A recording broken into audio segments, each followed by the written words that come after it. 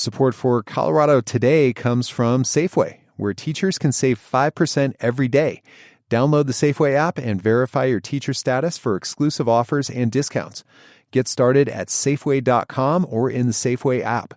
Support for Colorado Today comes from Credit Union of Colorado. With access to over 30,000 ATMs and a mobile app, they're dedicated to offering the services of a big bank with a heart.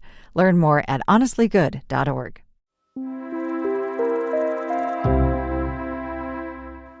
To my fellow space nerds, you don't want to miss the meteor shower that is happening tonight.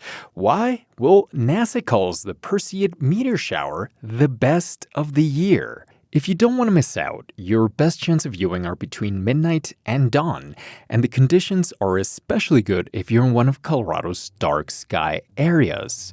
Of course, and sadly, the wildfire smoke is going to make it impossible to see for a lot of people. The smoke is worst in central and western Colorado today. I'm Arlo Pérez Esquivel.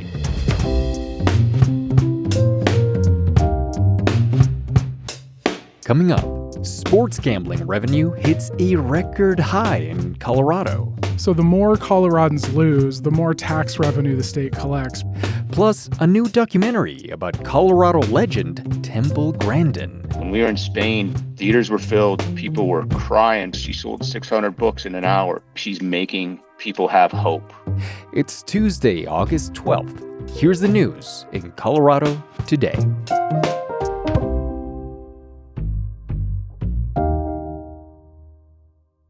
But first, an update on the wildfires. A new one is burning not far from Pagosa Springs in southern Colorado. It's small, but people are evacuating the area. The much bigger fire is still on the western slope near Meeker and Rifle north of I-70. When they started giving the evacuation orders, me and the family packed up our stuff and got out of town for a couple days just to be safe. I hope I don't ever have to do it again because it's pretty scary. Yeah. When it gets that close to home and you're like, what do we do? Pack up what we need essential-wise and hope for the best. Jeff Broughton went with his wife and two kids to Steamboat Springs. He works in Wendell's Coffee in Meeker, which is collecting money for gift cards for the firefighters. He says the community is coming together. Just rallying together, really, to make sure everybody's got what they need, or if they had animals, people had other places that they could take them that weren't in the fire zone. So just a tight-knit community here. He's grateful that no structures have been lost. The hot shots and the firefighters did a wonderful job of saving everything. Our local fire department and the local contractors worked their arms and legs off. Livy Morton's home was less than 2 miles from the fire line. Anybody that had a bulldozer or a road grader, anything like that, they were out there making fire breaks around houses. They went where they heard they were needed. Mm-hmm. And how they saved some of those houses up on the hogback is just God's own miracle. More than 1,000 people, including National Guard troops, are working to put out the fires. The Lee Fire is now the 5th largest in state history. Today we're there, on the ground reporting on the areas most affected. We will bring you more of that coverage tomorrow.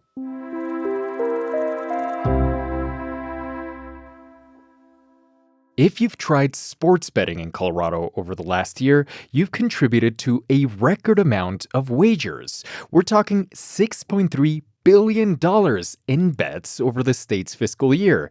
And if you've lost money, well, you've at least contributed to the state's coffers.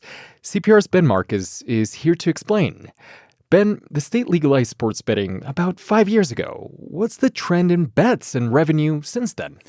Bets have been going up every year since sports gambling became a thing in Colorado in 2020. And so too then is the profit and the tax revenue that comes in from sports betting.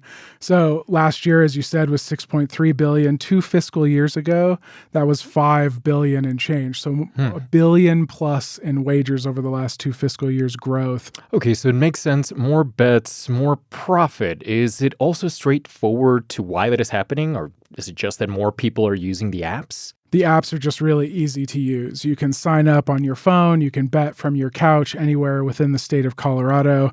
The ads are everywhere. If you watch pro sports, you see that's the NFL brought to you by DraftKings. What's really changed recently, though, is that the house is winning way more often than it used to. So the revenue to sportsbooks, the stuff that they keep, that's growing 4 times faster than the amount wagered in Colorado. And that's in large part to parlay bets. So a parlay bet is when you have to string together things within one bet. All of them have to happen for that bet to hit. Shohei Ohtani has to hit a home run. He has to have 3 strikeouts as a pitcher, and the Dodgers have to win. Kind of break down that attraction to these parlay bets. Why are people drawn to them, even though the odds of winning are less in their favor? I think it's simply that they pay out more. I think that people like to do the building a parlay bet that makes some logical sense. It's also that the apps are just promoting the heck out of them. So if you log into DraftKings, you'll see a promotion for a parlay deal right there staring you in the face as soon as you get into it. What's interesting about that, though, is that the consumer wants these too. It's not just that it makes the sports books more money because bettors tend to lose them, but the customers like that kind of lotto aspect of it, the kind of high risk, high reward aspect of it. Now, is there one sport that has dominated the books? So NBA basketball tends to bring in the most revenue. I think it's because there's the most games. It's a long playoff season. Pro football is huge. It's the next closest, probably more bet per game than any other sport. But table tennis has been surprisingly strong all the way since the beginning of sports gambling in Colorado, when table tennis was among the few sports that was actually going during the pandemic. That popularity has remained strong 5 years later, and you see it drive revenue when there's big tournaments and table tennis going on. So how much is the state making off all these wagers, especially table tennis? And what does the state do with that money? So the more Coloradans lose, the more tax revenue the state collects, because the tax is based on the revenue of the sports books. So more losing means more money for water projects, for instance. The state collected $37 million in taxes last fiscal year. A lot of that goes to grants for the Colorado Water Plan. This is conservation things, watershed restoration, projects for finding drought-tolerant crops in the south central part of Colorado. Before sports gambling, there really was no dedicated source of funding for this water plan. This is now the most stable, most permanent source of funds for this plan. Let's move to discussing gambling addiction. Are state officials worried that by moving to legalized sports betting, they're contributing to it? They are, and they are putting aside millions of dollars in grants that go to problem gaming organizations to study it, to provide services. We know that a certain small percentage of people will develop a sports gambling addiction, but we don't really know how many. I've seen studies that show 2.5% of people. I've seen studies that suggest in this more online world of sports gambling we have now, it's up to 15%. Wow. We don't have a full sense of scope of the problem, but we do know that over time there will be people who develop disorders out of this. Which, let's be clear, even 2% is a huge amount of people. That can have a big impact on an individual's life. Ben Marcus, thank you so much. Thank you.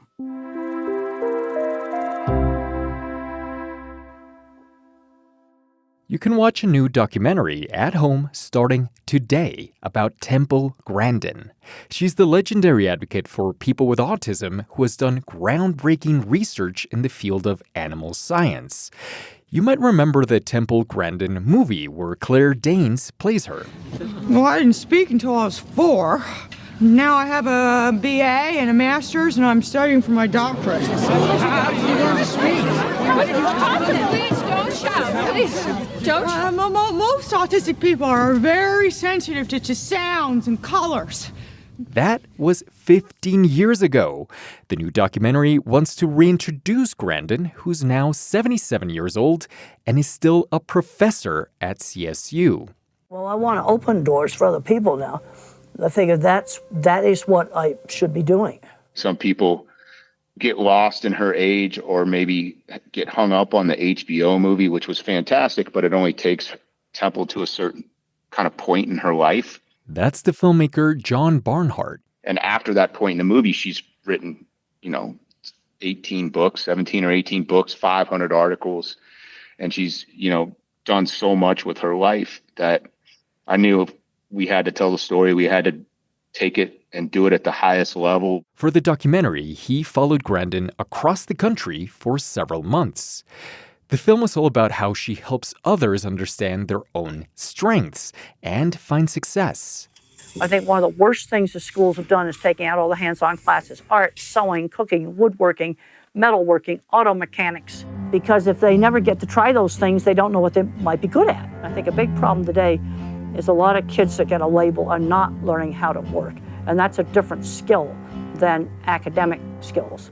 Her whole deal is to open doors for people that have neurodiversity to get better jobs, or for her students, or for people who read her books. She's having so much impact, not just in the United States, but globally. When we were in Spain, the theaters were filled. People were crying. She sold 600 books in an hour. TV stations were out there. I mean, it's a global impact because she's making a difference in people's lives, like she's making people have hope.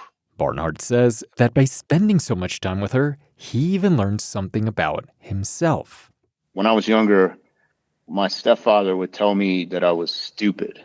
Ever since I've kind of hung out with Temple or I've watched Temple, and it was probably the first time in my life where I felt like I wasn't stupid, I just thought differently. The documentary comes out at a time where the public is more openly discussing and understanding neurodiversity, but still has a long way to go. I hope people know that they're going to be okay. If they have troubles, a learning disability, or they're struggling in their career or anything, that if they just keep working hard, they will persevere. I want people to get that out of my movie.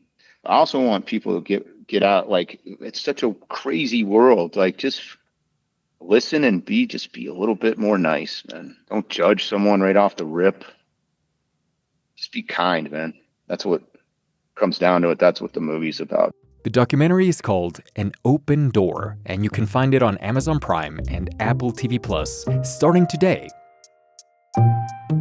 Reporting for today's show also came from CPR's Hart Van Denberg and sometimes host of this show, CPR's Haley May. Colorado Today is supported by its listeners. Consider making a gift to support your listening and this service for the community. I'm Arlo Perez Esquivel. This is CPR News. Support for Colorado Today comes from Safeway, where teachers can save 5% every day. Download the Safeway app and verify your teacher status for exclusive offers and discounts. Get started at Safeway.com or in the Safeway app. Support for Colorado Today comes from Credit Union of Colorado. With access to over 30,000 ATMs and a mobile app, they're dedicated to offering the services of a big bank with a heart. Learn more at honestlygood.org.